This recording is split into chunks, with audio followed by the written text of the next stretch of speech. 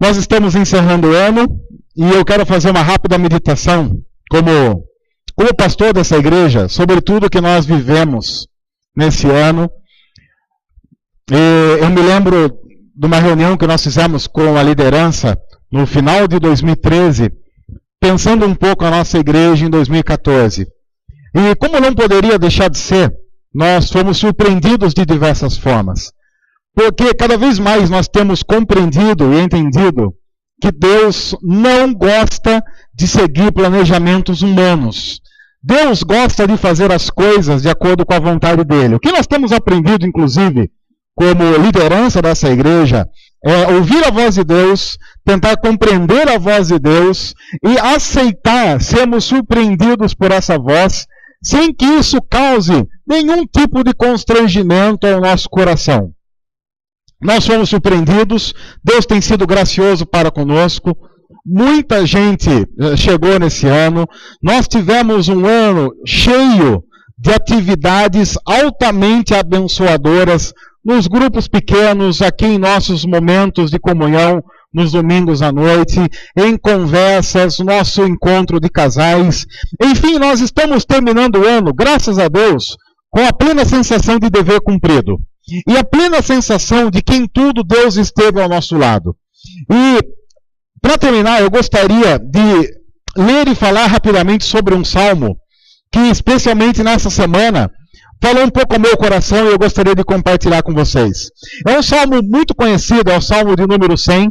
A gente não vai ter a projeção aqui, mas você pode acompanhar na sua Bíblia, se você tiver aí, ou se você quiser conectar a Bíblia online, nossa internet está aberta para você usar. Quem não conhece o site, bibliaonline.com.br, lá você pode escolher não apenas o texto, mas também a versão. A versão que nós usamos especificamente aqui é a NVI, Nova Versão Internacional, que você no site tem ali à direita. Você seleciona o texto, logo à direita vai aparecer um quadro com todas as versões. Nós vamos usar a versão em português, tá? Porque nós não temos ainda, não somos todos poliglotas, embora a gente saiba falar upgrade. Salmo de número 100. O Salmo de número 100 começa dizendo assim: aclamem o Senhor, todos os habitantes da terra. Nós estamos celebrando o Natal, e uma coisa que nós precisamos compreender, o que talvez é difícil para a igreja evangélica brasileira especificamente compreender, é que o nosso Deus não é o Deus dos evangélicos. Graças a Deus, ele não é o Deus dos evangélicos. É um Deus que, claro, cuida também dos evangélicos. E pelo que nós vemos na própria igreja evangélica, é um Deus que precisa cuidar muito bem dos evangélicos, porque esses dão muito trabalho. Mas o Salmo 100 começa dizendo: celebrem a Deus, aclamem a Deus todos os habitantes da terra, sejam eles do nosso lado ou não. Veja que esse salmo é escrito num contexto em que, para o povo de Israel, quem era de Israel fazia parte do povo de Deus. Quem não era de Israel não fazia parte do povo de Deus.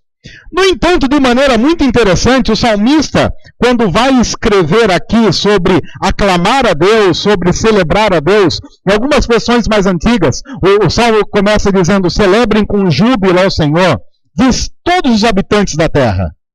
Ora, para um judeu, escrever isso parece muito estranho, porque na cultura do povo de Israel estava subentendido que quem é do nosso povo adora a Deus. Quem não é do nosso povo não adora a Deus, tem um outro Deus.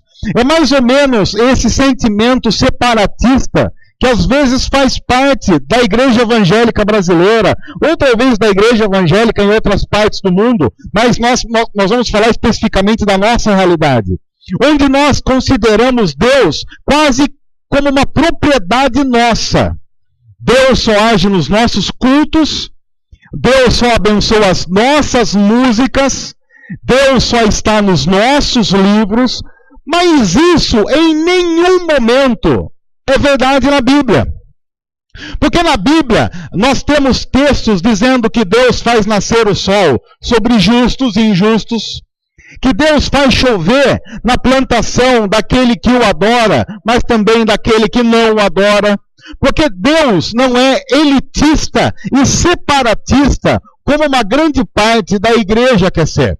Claro que, dizendo isso, nós não queremos ir para o lado do universalismo que diz que no final Deus vai salvar a tudo e a todos, porque isso também não é o que a Bíblia diz. Mas em nenhum momento a Bíblia diz que Deus é uma propriedade exclusiva do povo evangélico. Pelo contrário, diz que cristãos é que são o povo de propriedade exclusiva de Deus. Quem tem o domínio é Deus, quem manda é Deus, quem ordena é Deus. Nós estamos terminando mais um ano em que, de alguma forma, algumas críticas que nós recebemos pelo fato de não tratarmos pecadores com grau de pecado. Porque nós temos muita dificuldade de fazer isso. Por quê? Porque nós consideramos que pecado é pecado, seja ele o que a nossa cultura considera um grande pecado, seja ele o que a nossa cultura não considera um grande pecado. E muito mais. Seja ele um pecado considerado horroroso pela igreja evangélica ou não. Para nós, pecado é pecado, e é por isso que nós temos um pouco de tranquilidade ao lidar com pecadores. Não porque nós gostamos de pecado, porque reconhecemos que todos o somos. Todos nós. Por exemplo, a igreja evangélica brasileira tem alguns problemas. Vou citar algo que para nós não é uma questão tão complicada. A igreja evangélica brasileira, em sua grande maioria, tem um sério problema com bebida alcoólica. Nós reconhecemos que todo excesso de bebida alcoólica é um problema que tem que ser tratado. Mas há um problema muito sério na igreja evangélica brasileira que não é tratado da forma como a Bíblia trata, que é, por exemplo, fofoca. Qualquer pessoa que tenha frequentado uma igreja evangélica durante algum tempo, sabe que a igreja evangélica ela tem uma certa dificuldade com fofoca. Toda a igreja tem a sua fofoqueira de plantão. Aquela pessoa que, se você não sabe de alguma informação, conversa com ela, você vai ficar inteirado do que está acontecendo na vida de todas as pessoas do mundo. Do mundo! Isso é complicado porque a Bíblia diz lá na carta de Tiago, um dos últimos livros da Bíblia, que a língua é um fogo devorador. Que inúmeros pecados são cometidos pela língua, por aqueles que não sabem falar de maneira abençoadora. Agora, quantas vezes você já ouviu manifestações, o povo evangélico unido contra a fofoca? Alguém aqui já viu, tipo, marcha anti-fofoca? Vamos fazer uma marcha anti-fofoca, e nós vamos pegar a língua do fofoqueiro, vamos cortar aqui em praça pública, vamos jogar para os vermes comerem. Não, porque esse pecado é considerado um pecado de linha mais tranquila. É aquele pecado do tipo, esse todo mundo faz, como se o fato de todo mundo fazer algo trouxesse legitimidade àquilo. Nós não temos essa crise. É por isso que nós tratamos fofoqueiros e assassinos em série como seres que precisam da misericórdia de Deus. Por isso nós podemos dizer como salmista, venham e aclamem ao Senhor, todos os moradores da terra. Sejam eles adequados aos padrões, sejam eles inadequados aos padrões. Porque se formos olhar por dentro, ninguém passa no mínimo padrão de qualidade que Deus tem estabelecido para nós. Uma igreja cristã de verdade é aquela que pode dizer, venham e celebrem a Deus todos os habitantes dessa cidade, quaisqueram. E esse convite não pode ser aquele convite mentiroso do tipo, venha, mas se vier, está ferrado. Se vier, a gente mata no ninho. A gente corta o mal pela raiz. Não, todas as pessoas precisam ser abraçadas. Você não precisa concordar com tudo que elas fazem, mas você pode amá-las. O amor, inclusive, não significa que você está endossando tudo que aquela pessoa faz. Quem aqui é pai e mãe sabe disso. Pais e mães amam seus filhos. E pais e mães que amam seus filhos não concordam com tudo que eles fazem. É por isso que vira e mexe, o que a gente faz? Dá uma bronca. É um castigo aqui, um castigo ali. Porque nós estamos dizendo, amamos vocês de uma forma tal que não podemos permitir que vocês façam o que vocês querem. Porque essa não é a vontade de Deus. Assim nós achamos que uma igreja tem que ser. Uma igreja não tem que ser uma igreja que concorda com tudo que o pastor faz, ou com tudo que um pastor fala, porque ela precisa ter um olhar crítico baseado na palavra de Deus. A igreja do Senhor Jesus precisa acreditar e confiar na palavra de Deus. E a palavra do pastor nem sempre é a palavra de Deus. É por isso que a Bíblia diz que nós devemos consultar a palavra do Senhor para ver se as coisas são realmente do jeito que são pregadas. Uma igreja cristã precisa ter essa liberdade. A liberdade em que pensar faz parte do pacote cristão existencial diante de Deus. Só uma igreja assim pode dizer: celebrem ao Senhor todos os habitantes da terra. Só uma igreja assim pode inclusive dizer: celebrem ao Senhor, seja você evangélico, seja você não evangélico. Porque o que delimita a adoração é o coração diante de Deus, não o fato de ser ou não ser membro de uma igreja X ou Y. Porque nós chegamos a um tal ponto que você pode ser cristão dessa igreja, completamente comprometido com a igreja do Senhor Jesus, e ir para uma igreja Y na mesma cidade e não poder não só participar da ceia de Natal, nem mesmo da comunhão, da Eucaristia. Uma mesma igreja que não permite você participar da Eucaristia, que vai dizer: celebrem todos os habitantes da terra, desde que eles pensem como nós, sejam como nós, ilimitados com as barreiras que nós impomos a nós mesmos. Essa não é uma igreja da forma como Deus gostaria que fosse.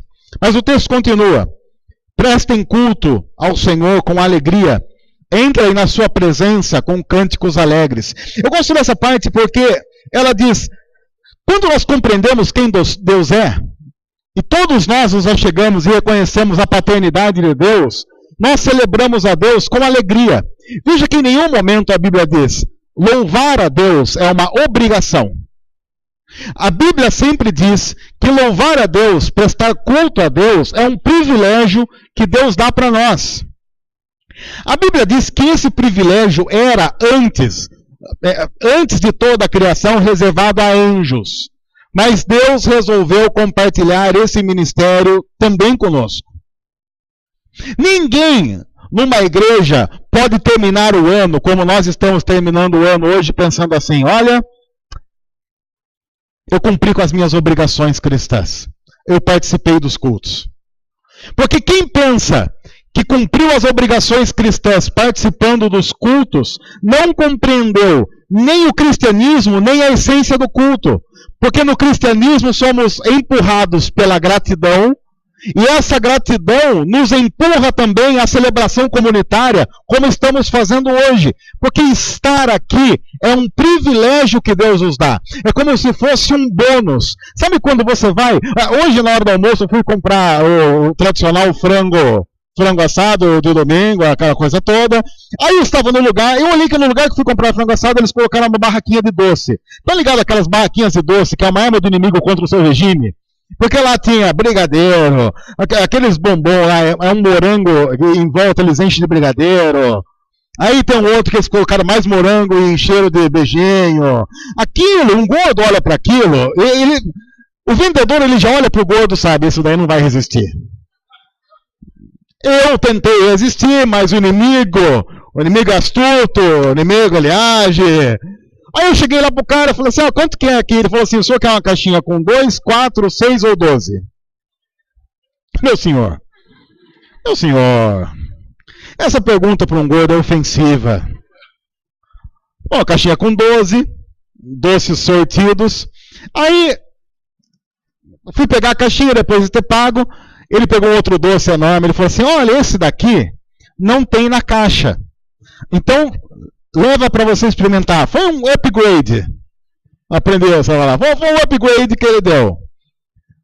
E a gente comeu, estava eu, a Débora e as meninas, a gente comeu aquilo na hora. Porque foi aquela coisa assim, recebemos um bônus. Então, imagina a gente pegar aquilo e falar para a Débora, ganhamos esse doce. Vamos ter que comer.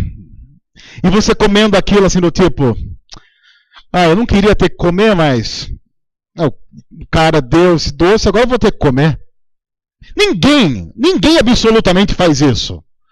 Porque seria absurdo pensar em alguém comendo algo muito bom que lhe foi dado de presente com má vontade. É às vezes o que nós fazemos com celebração em nossas comunidades cristãs. Deus está dando um presente, a gente pega aquele presente que Deus está dando e diz: duro que Deus deu, fica duro jogar fora, né? Então vamos usar. A Bíblia diz: sirvam ao Senhor com alegria. Cristãos sérios e comprometidos têm que chegar domingo à tarde, já começar a dar aquele frio na barriga de poder participar da celebração da sua igreja. É aquele momento que você fica na expectativa de compartilhar a vida com outras pessoas.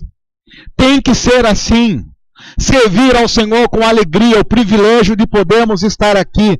E pela graça de Deus, nós estamos terminando um ano, e na reunião da liderança a gente conversa muito sobre isso, em que para nós, em mais um ano, estar aqui é um privilégio. É uma bênção muito grande. Poder terminar o ano e saber, o ano de 2015 está chegando e a gente quer servir ao Senhor com alegria de novo. A gente quer estar aqui de novo. A gente quer fazer isso para a glória de Deus de novo. Mas o Salmo continua: reconheçam que o Senhor é o nosso Deus. Ele nos fez e somos dele. Somos o seu povo e rebanho do seu pastoreio. Uma igreja que reconhece que não há distinção, todos são chamados. Reconhece o privilégio. Também precisa reconhecer em submissão que porque nós ganhamos esse presente, nós não somos o dono do presente. É um presente que Deus deu para que nós usemos da maneira como Ele quer, porque Ele é o dono de todas as coisas. Sirvam ao Senhor com alegria, apresentem-se diante dEle com cânticos, mas reconheçam que foi o Senhor que nos fez e nós somos dEle. Quem manda é Ele.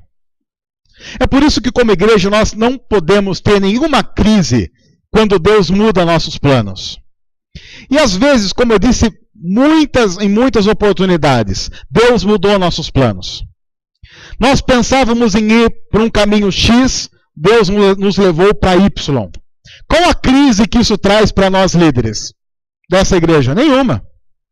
Traz apenas a gratidão do Senhor ter mostrado para nós o quanto nós precisamos da orientação dEle. O quanto nós precisamos da graça dEle sobre nós. Nós estamos terminando o ano de 2014 tendo uma leve noção do que nós queremos para 2015. Mas com a oração profunda de dizer: Senhor, o que nós gostaríamos de receber em 2015 é isso. Mas estamos plenamente abertos para o que o Senhor tem para nós. Então, se o Senhor quiser pegar todo o nosso planejamento e jogar no lixo, o nosso planejamento é seu, o lixo é seu e a nossa vida é sua. Faz o que o Senhor quiser. Nós não temos crise com isso. É engraçado porque quando nós fazemos isso, nós não precisamos forçar a barra para que as coisas aconteçam. Falando sobre a doação que nós fizemos, hoje em casa, eu estava pensando assim, sei lá, a gente podia contar os brinquedos que as nossas crianças estão doando para outras crianças nesse Natal e falar um pouco disso para a comunidade. Então eu pensei, sei lá, nós temos, quantas crianças nós temos? Umas 20 a 30 crianças, talvez, sei lá. Se juntar todas as 20 embaixo, 15 em cima, 35 contando aí de 2 a 12 anos. Então eu pensei, puxa, sei lá, se cada criança doando algumas doando 2, a gente vai ter aí, sei lá, 35, 50 brinquedos no máximo. A gente já disse pro pessoal, olha pessoal, que legal, conseguimos aí arrecadar uns 40 brinquedos, e quem sabe o ano que vem, de repente a gente chega aqui, olha pro canto do nosso templo, abarrotado de brinquedo, o Rodrigo já está querendo roubar um ali. Qual que você está querendo roubar? O carrinho ali, o Rodrigo já está querendo roubar o carrinho. A Marina já falou pra gente que tem bem mais de 100 brinquedos que foram doados, sem nenhuma propaganda, apenas tratando a formação cristã e aquilo que Deus quer de nós. Apenas ensinando para as nossas crianças a Bíblia. Uma igreja que ensina a Bíblia e que ensina a soberania de Deus sobre todas as coisas, acaba sendo alcançado por essa soberania, que toca os nossos corações e nos move em obediência a Ele. Isso é fantástico. O mais interessante, sabe o que é? É que quando isso acontece, muitos cristãos já de longa data olham para aquilo e pensam, e não é que o Evangelho funciona? Como se fosse uma grande novidade o Evangelho funcionar. Entrem por suas portas com ações de graças, e em seus átrios com louvor. Deem-lhe graças e bendigam o seu nome, pois o Senhor é bom, o seu amor leal é eterno, a sua fidelidade permanece por todas as gerações. Nós falamos sobre a lealdade de Deus, o amor de Deus, a bondade de Deus, todos os domingos aqui em nosso encontro. E tudo isso passa por Jesus. Um grande privilégio que eu tenho como pastor é de pastorear uma igreja que não tem enjoado de ouvir falar sobre a cruz. Isso é um grande privilégio. Eu tenho o privilégio de ser pastor de uma igreja em que Jesus é o centro de cada mensagem e de cada domingo. Isso não traz cara feia, não traz reclamação. Pelo menos nenhum e-mail nós recebemos esse ano, nenhum. E tantos e-mails que nós recebemos dizendo assim, não dá para mudar o tema de falar sobre, sei lá, Barnabé na semana que vem, em vez de falar sobre Jesus. Eu recebi uma mensagem do Rodrigo, a quem carinhosamente nós chamamos de burro, desde a fundação da igreja. E ele falou para mim uma vez uma mensagem, algo que é sintomático dos nossos encontros. Ele mandou uma mensagem, porque ele queria escolher as músicas domingo, ele falou assim, qual tema vai ser o tema da mensagem do próximo domingo? Daí ele escreveu assim, tirando Jesus, é claro. Porque já está no pressuposto, Jesus é o assunto principal. Todos os outros assuntos passam por ele. Porque o centro da nossa igreja é Cristo.